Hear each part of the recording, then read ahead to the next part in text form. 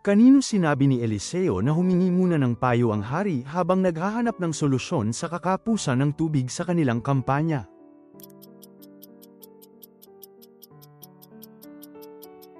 Sa mga propeta ng kanyang ama at ina. Sa anong taon nagsimula si Jehoiada ng reforma?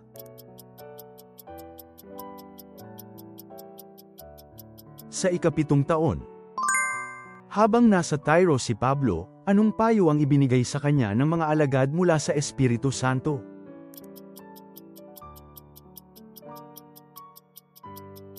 Huwag kang pumasok sa Jerusalem.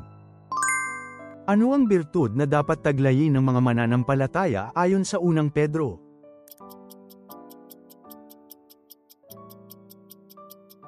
Pag-ibig. Saan naghandog si David matapos ang insidente sa pagbilang ng bayan?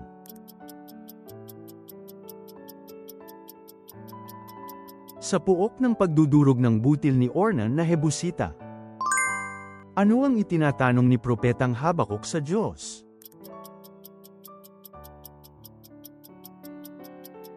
Bakit yumayabong ang mas-asama? Anong instrumento ang tinugtog ni David para maaliw ang Hari Saul na pinahirapan ng masamang espiritu?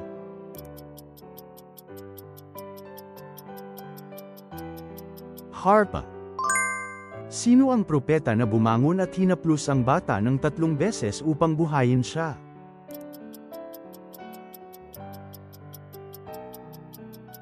Elias.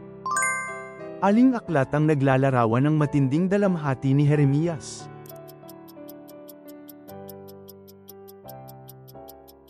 Panaghoy.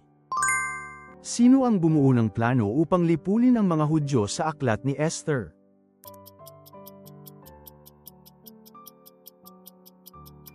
Haman.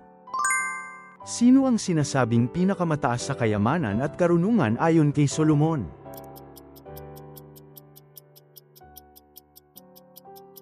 Lahat ng mga hari sa buong mundo.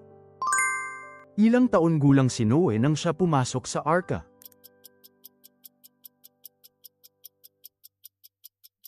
600 taong gulang.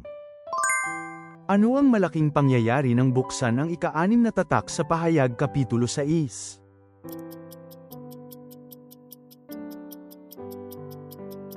Isang malakas na lindol.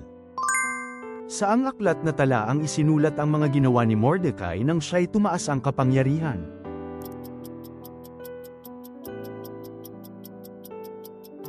Mga tala ng mga hari ng Medo at Persia. Nang lisanin ni Pablo ang Tyro, hanggang saan sinamahan sila ng mga alagad at ng kanilang mga pamilya.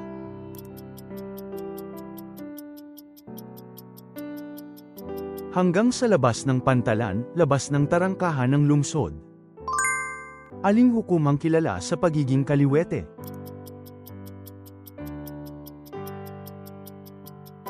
Ihod.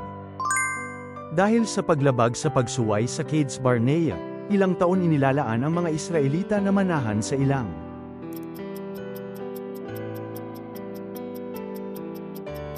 Apat na 40 taon. Bakit kinakailangang pumasok sa makitid na pintuan?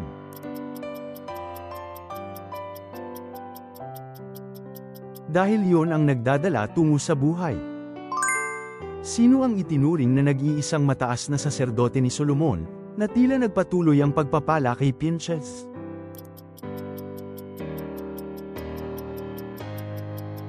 Sadok. Bakit pinuna ng mga Pariso ang mga alagad ni Jesus sa Mateo Kapitulo 12?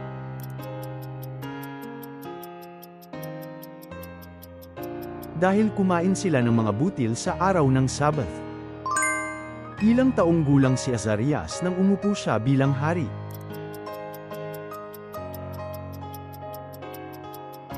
16 na taong gulang. Bakit pinag-ayos advance ang mga bato mula sa bukal kapag itinayo ni Solomon ang templo?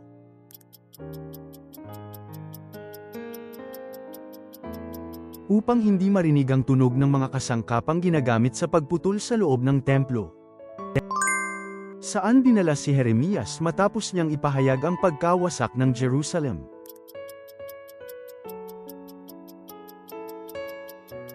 Bilangguan. Ayon sa Pahayag Kapitulo 19 versikulo 11, ano ang sinakay ni Jesus nang siya ay muling dumating sa lupa?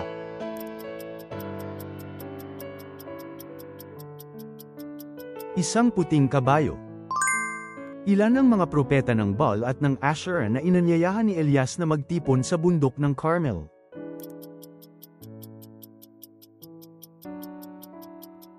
850. Aling alagad ang iniwan ni Jesus upang alagaan ang kanyang ina habang nakapangkrus siya?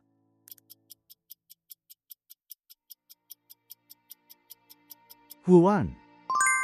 Sino ang nakaligtas kay Moises mula sa ilog Nilo sa Exodo Kapitulo 2? Ang anak na babae ng Faraon. Ano ang kaparusahan na tinanggap ni Ananias at Sapphira dahil sa panlilinlang sa Espiritu Santo?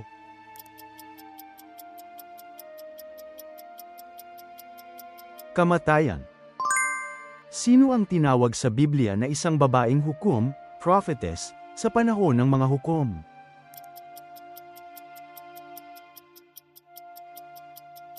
Deborah. Sinong tinatanggap ng tumatanggap ng isang bata ayon kay Jesus?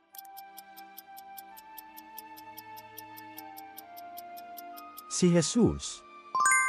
Ano ang natatanging bihis ni Juan Bautista?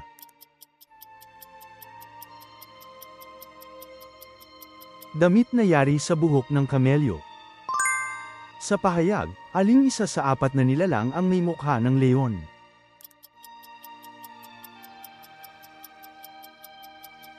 Una. Bakit ikinulong ni Herodes si Juan Bautista?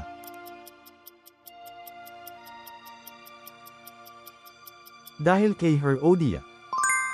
Saan inilibing ni Abraham ang kanyang asawa Sara, at saang lungsod pinahiran si David bilang unang hari ng Israel?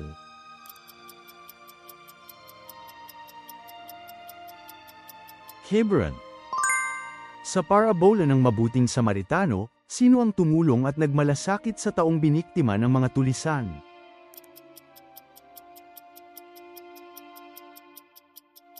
Isang Samaritano.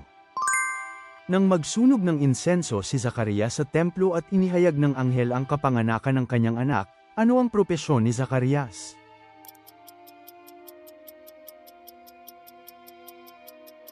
Pari.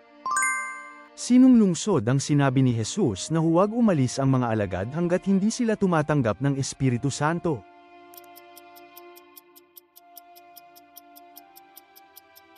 Jerusalem. Ano ang sinabi ni Jesus na ibibigay ng anak ng tao para sa pagliligtas ng marami?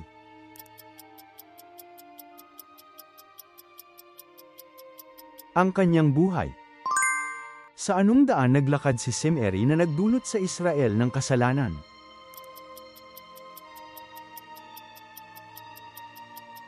Sa daan ni Jeroboam. Bago tuluyang huminga si Jesus, ano ang huling sinabi niya?